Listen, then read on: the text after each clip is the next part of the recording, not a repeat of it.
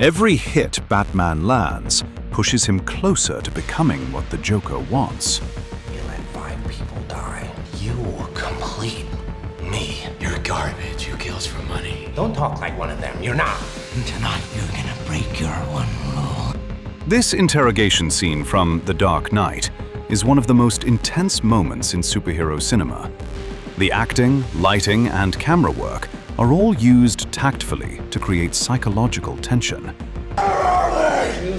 The interrogation scene is directed by Christopher Nolan and performed by Christian Bale and Heath Ledger. The scene is more than a typical hero versus villain confrontation. In fact, it becomes a battle of philosophy, control, morality, and identity. This interrogation scene is the climax. The setup and action of the whole movie lead to this moment, in which there is no big action.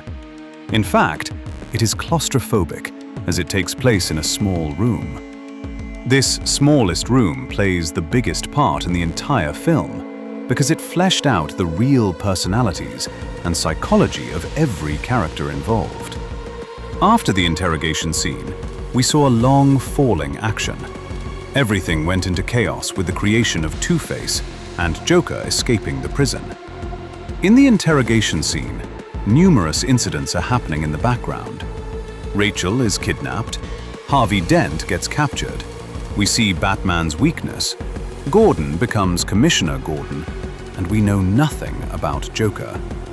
We don't know about his childhood, where he lives, what his morals are, or how he became a psychopath. So this interrogation scene is everything we need to understand Joker's personality. The scene starts with Commissioner Gordon entering the dark interrogation room. The camera work is already telling us who is in power here. We are sitting beside Joker, looking at Gordon as he steps into the room. Before the dialogue starts, we know Joker is in more control. Gordon sits, and the camera shows his nervous body language. His hands are on the table, fingers interlocked. This small body movement tells us there is a lot of tension in him, and he is interlocking his hands to pacify himself. And then comes the tone. Gordon is speaking rapidly, while Joker is speaking patiently. Harvey Dent never made it home. Of course not. What have you done with him? Me? I was right here. Gordon's breathing voice in the silent room also indicates the tension. The Joker's eye movements tell us he is closely assessing Gordon and knows what is going on in his mind. He is leaning toward Gordon, maintaining intense eye contact and feigning surprise to manipulate him. He does not behave like a captured criminal. Instead of shrinking into the chair, he is sitting casually, almost like someone enjoying a private joke. That physical comfort completely clashes with the situation. Most interrogated criminals display fear, nervous movement, or defensive gestures. The Joker displays curiosity. This unexpected body language also makes Gordon unstable. Now, the camera is showing the frame in which both characters are present. We see Joker sitting in a dark background. This indicates that he is detached from any social and moral rules. On the other hand, Gordon's frame indicates a cage. He is in a dilemma between right and wrong. His cage reinforces that he is really alone. Does it depress you, Commissioner, to know just how alone you really are?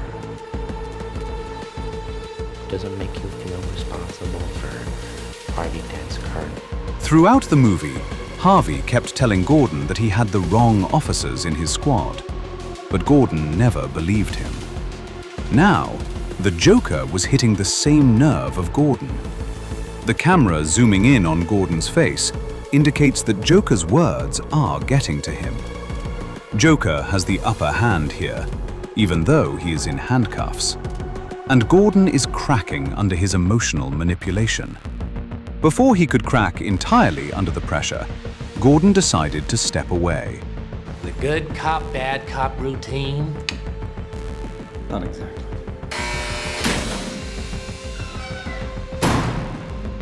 The initial camera work here told us Gordon lost the interrogation game.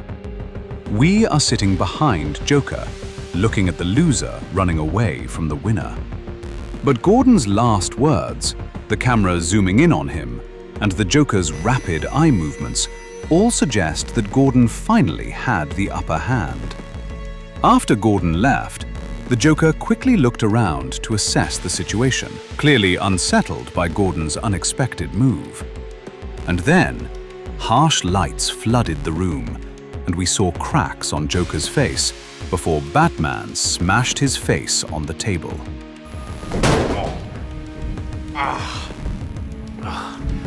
Now, the Joker's smeared makeup is an important detail here. It presents him as an unstable and disturbingly real person in society. Here, the camera work has again done a brilliant job to indicate who is in power and who isn't. The frame opens with Batman standing behind Joker. They are sharing the same frame, standing opposite to where Gordon was sitting. And then, Batman shows physical power, his only way of imposing fear on his opponents and to gain control over them. The camera framed Batman from an upward angle, while the Joker was shown from a downward angle, emphasizing Batman's dominance and control in the scene. But then, things gradually changed. Joker remained unfazed by the physical power of Batman. He didn't feel pain. This told us the Joker is also physically strong and a psychopath who doesn't care about life or death. Batman realized it soon, and this weakened him. Camera movement indicated the shift in the power dynamics. After the physical altercation, we are now sitting behind Joker, looking at Batman. It indicates the Joker has recovered from the initial shock and is now assessing Batman. He is leaning towards him, as if trying to find the weakness of Batman. Joker wants psychological chaos, so he starts studying his opponent. Once they start conversing, Nolan shows their close-ups. These close-ups indicate they are both on equal footing. Both are the same, and both are trying to gain control over the other. The audience also starts analyzing the body language of both characters in this close-up. Batman's jaws remained clenched. From the very beginning of the scene, his body was full of anger. He is trying to control it, but failing. On the other hand, Joker's body language remains strangely playful.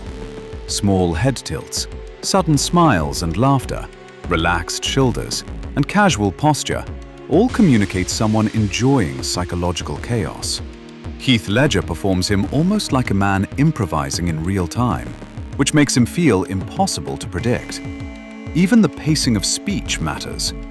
Batman speaks in short, forceful bursts, just like Gordon. On the other hand, the Joker speaks rhythmically and patiently.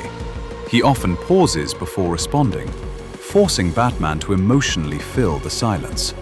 That manipulation of conversational rhythm gives the Joker invisible dominance. The camera's frantic movement from right to left shows that their moral conversation is messy and getting on Batman's nerves. Once Batman loses complete control and grabs the Joker by the collar, the situation becomes wild and unpredictable. The editing makes the sequence faster, giving us less room to breathe. Even when Batman has his enemy pinned to the wall, he has no control over him. I have one rule. Oh, then that's the rule you'll have to break to know the truth. Which is? They are at the same eye line. The tension of this dialogue makes the audience anxious. They are scared that Batman might really break the code. His next violent actions increase the tension. When the Joker is on the ground, the camera remains focused on him, with Batman's fist in the upper left corner. It indicates that Batman's physical strength is useless against the Joker. Even at the climax of the interrogation, when Batman grabs him by the collar, the Joker remains completely in control. Batman may be physically above him, but the Joker dominates the situation, regardless of his position. Another detail in the interrogation sequence is the lack of background score. There is no dramatic score to guide us or to create tension. Christopher Nolan lets silence rule our nerves. In this silence, every sound is amplified. The scraping of the chair, the laughter of Joker, his calm voice, Batman's loud voice, and the echo of Joker's body hitting the objects. This silence creates tension because the audience begins anticipating an explosion that has not yet happened. The voices of violence also become louder in this silence. It creates the tension that Joker might get what he wants from Batman.